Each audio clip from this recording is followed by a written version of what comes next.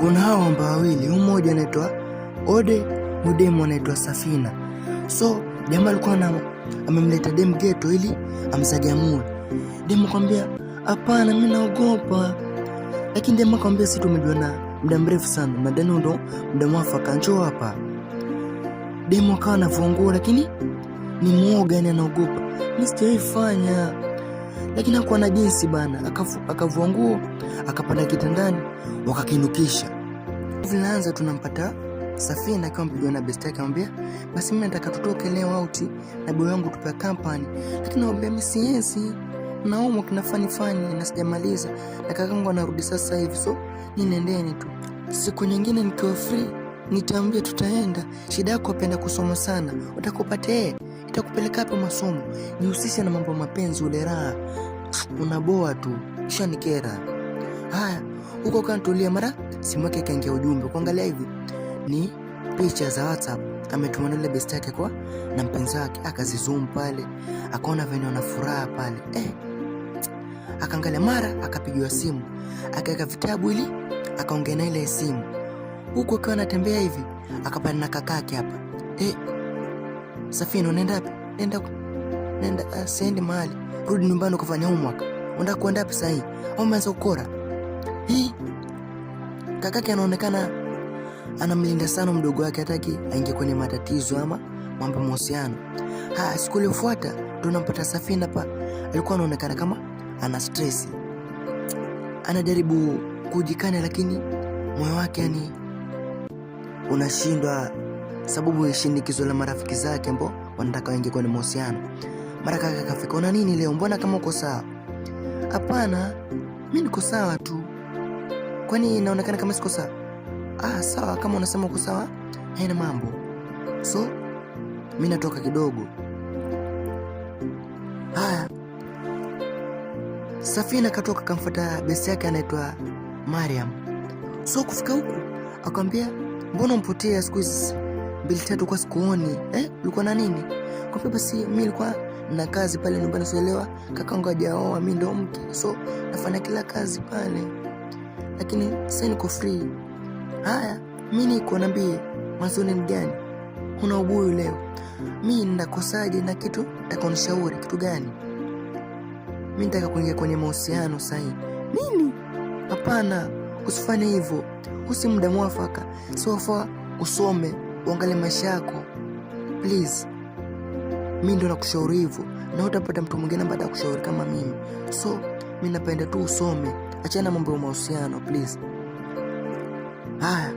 Huku Safina akiwa anatoka zake ile besi yake, akapata na huyu rafiki yake hapa anaitwa Tina.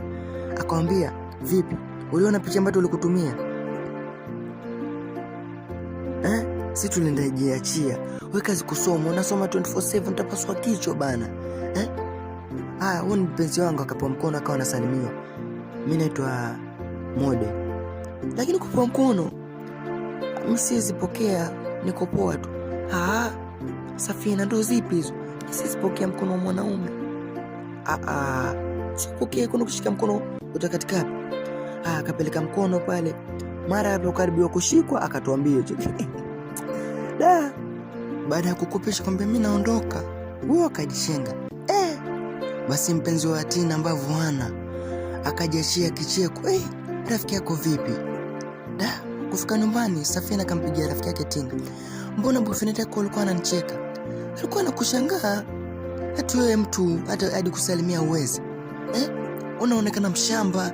Yaani unaonekana kama mtu ambaye una beef kitoto. Wewe ni mtu mkubwa kabisa. Hata sikuelewi, mimi mwenyewe sikuelewi kama vile nilikuwa kuelewa. Siku iliyofuata akamfuata brada yake, akamuuliza, brada, nataka nikuulize kitu. Sawa, niulize. Hakuna shida, wewe ukaniuliza tu. Kwani mimi na mabadiliko gani hapa ukiniangalia? Mabadiliko kivipi? Yaani ukiniangalia na kaja akacheka kwanza. Wewe unaonekana uko sawa, acha kuwa na mambo mengi. Huko akiwa yotembea mara akapata na mwamba anaitwa Odi, akamwambia, samahani, wewe ni mgeni katika mti, maana sijaona msichana mrembo kama wewe. Ongea, mimi nakusikiza. Naomba kwa kuwa mrembo umestaki. Unataka nini kwangu?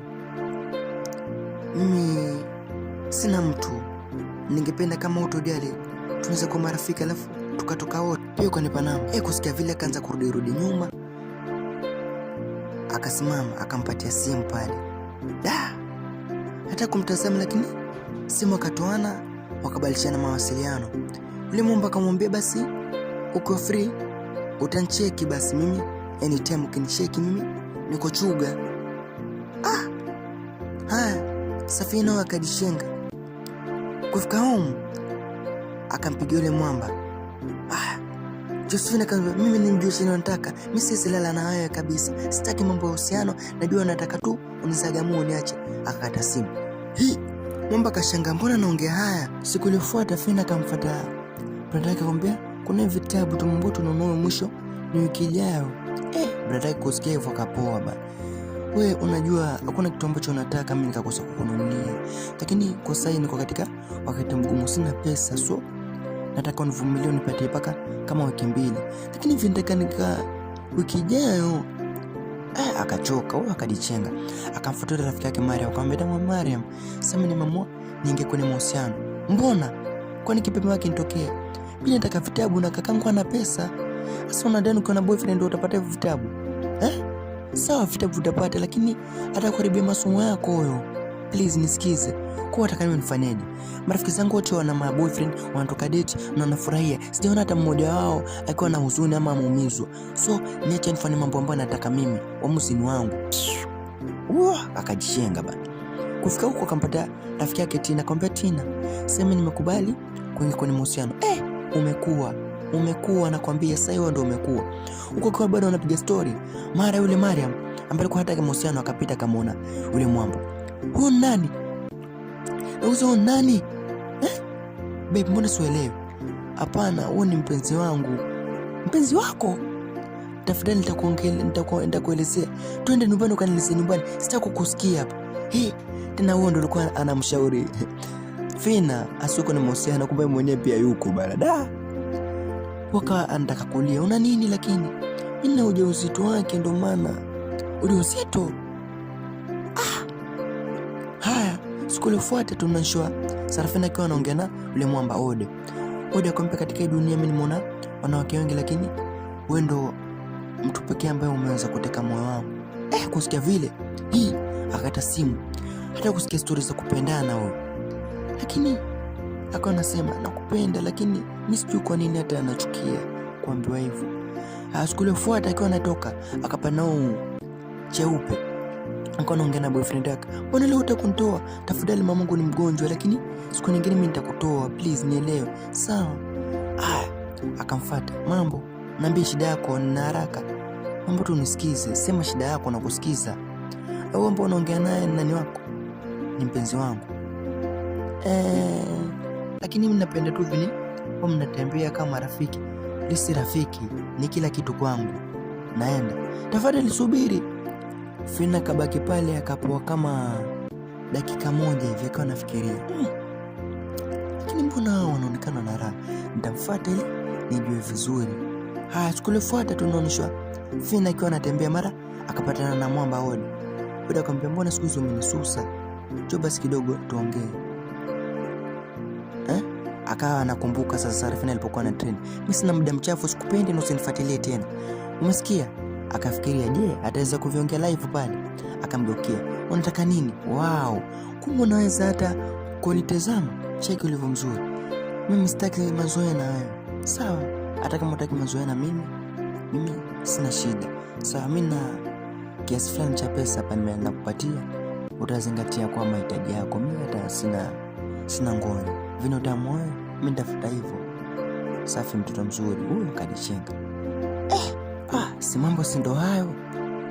Safina basi afurahi pale. Cheki vile alivyotabasamu. Wow.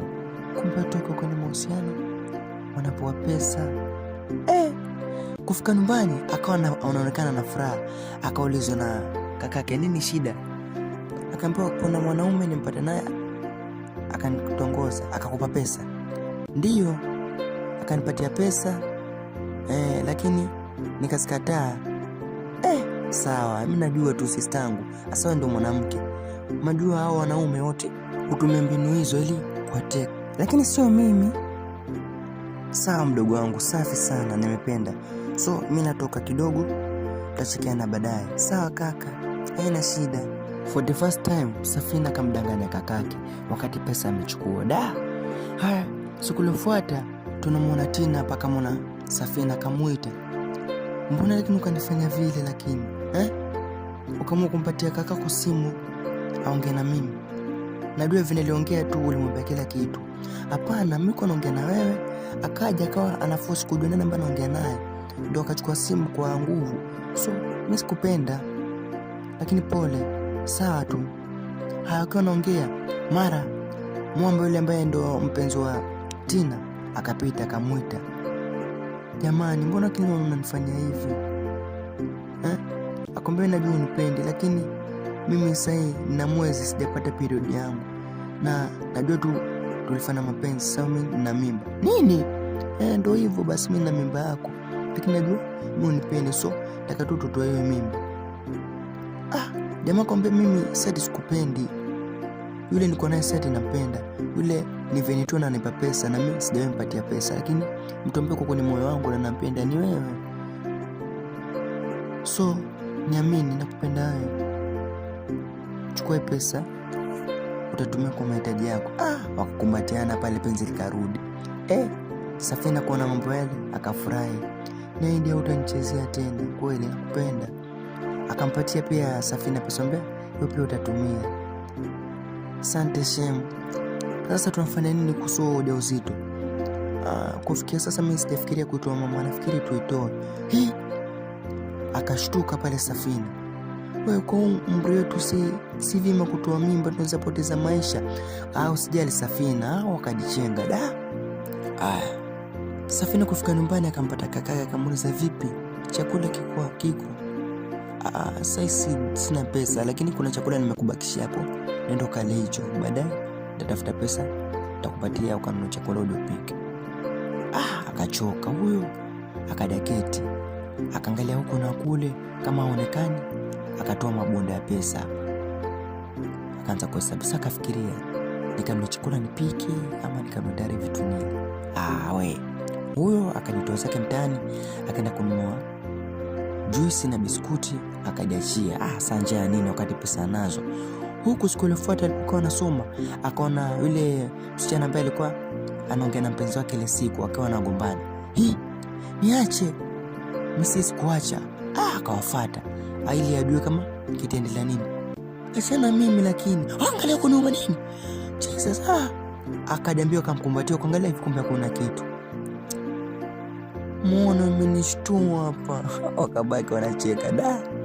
Safina kuona vile akazidi kufurahi kabisa, kaona si mambo ndo haya, watu wanapendana alafu mimi nachelewa tu. Wakajichenga. Ndo ikampa power kabisa ya kuingia kwenye mahusiano mazima. Haya, siku iliyofuata akapata rafiki yake Tina, akamwambia basi leo mimi naona tenda kulala kwa boyfriend yangu ili asije kutoa ile mimba. So sidhani kama tutaonana lini tena. Wewe niahidi pia nitakuona tena please. Wajua kutoa mimba please, mimi sioni kama nitakuona tena. Please niahidi utarudi. Usiwe na wasiwasi. Mimi nitarudi. Je, una hakika kuwa atarudi tena Tina? Usahau kucheki episode 2 hapo jue vipi kutaenda, kama akitoa mimba tafariki ama atakuwa mzima. Pia usahau kusubscribe.